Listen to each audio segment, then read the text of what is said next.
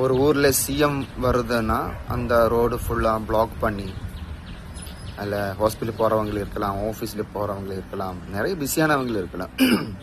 அவங்களெல்லாம் பிளாக் பண்ணி சிஎம் போனதுக்கப்புறம் தான் இவங்களை அனுப்பாங்க. இப்போ ஒரு விஷயம் தமிழ்நாட்டில் விஜய் அண்ணன் பண்ணியிருக்காங்க.